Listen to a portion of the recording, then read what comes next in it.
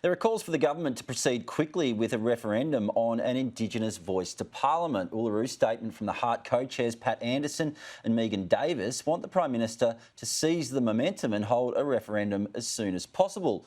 But not everybody is on board. I'm joined now by Warren Mundine, the former chair of the Prime Minister's Indigenous Advisory Committee. Warren, you've been a vocal opponent of the voice. Tell us why. Well, it's very simple. First of all, it's built on a lie in that Aboriginal people don't have a voice. We have hundreds of peak organisations. We have committees to ministers. We have committees to different governments across Australia. We have land councils. We have a whole wide range of people who go and lobby in Canberra and Sydney and other places in regard to Indigenous issues and what affects Indigenous people. To me, this is just another setup of a huge bureaucracy.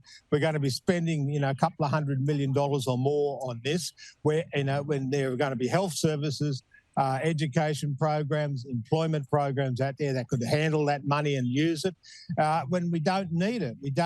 We do not need this in the Constitution. It's all about empowering and cementing in the Constitution these people who have been running Aboriginal affairs for so long now, and these are the reasons why we haven't closed the gap.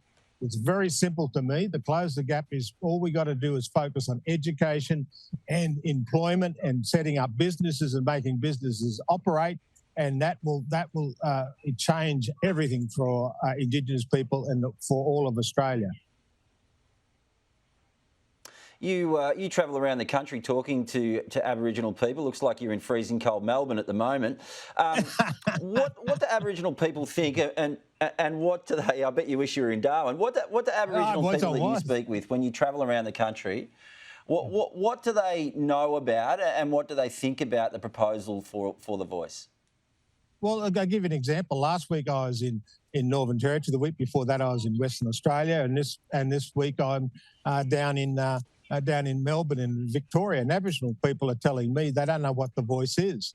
This is supposed to be about them. It's supposed to be, and we're told that they support it, but just about everyone tells me they don't know what it is.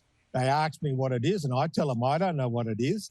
And so they're saying, well, if we don't know what it is, why should we be voting for it? Why should we, supporting these elite groups that are in Sydney and Melbourne and other places? We want stuff on the ground done. So the only way you close the gap, the only way you fix things is actually doing things on the ground. I did see you said this week, though, that if the Australian public supported this at a referendum, you would then get behind the idea. Is that right?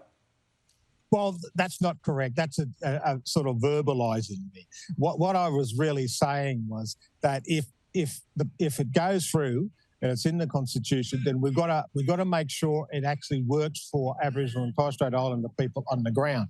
And so what I was saying is that I'm going to be fighting for their voice on the ground and for them to be able to have become economic prosperity and get education and get the services that they deserve in their communities. It's got nothing to do with actually people talking in Canberra.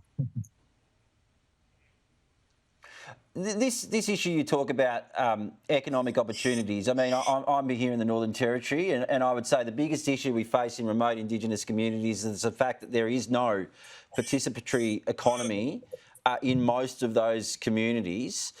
What can we do, and what should we do to turn that around so that people who live in those communities can go and can work in real jobs?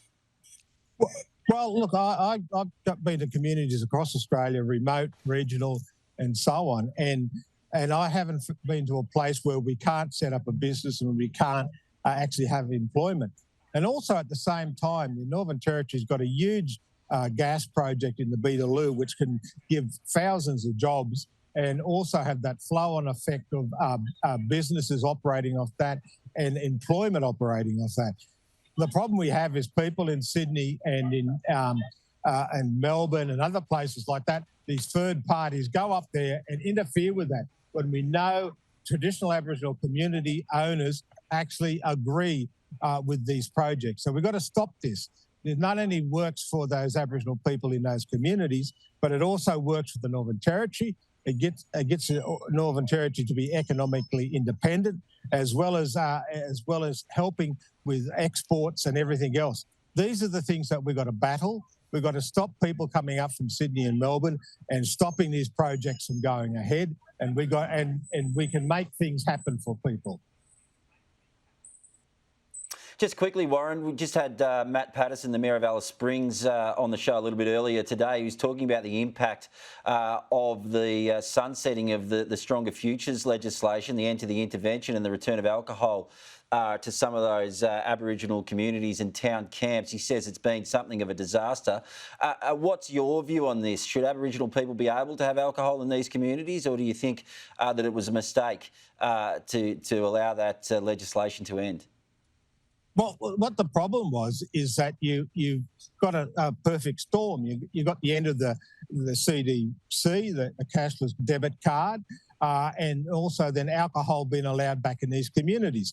Now, people, think that, it's just like me going after work, go and sit and have a beer, and then before dinner having a red wine or a white wine.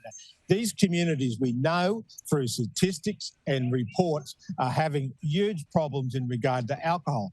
Now, in regard to the cashless debit card, it wasn't about the alcohol so much. It was about because 20% of their money, they could spend as much as they like on any amount of alcohol. The real issue is about the 80%, which is about getting their kids fed, getting their kids to school, paying the rent, and making sure the groceries and that were paid for.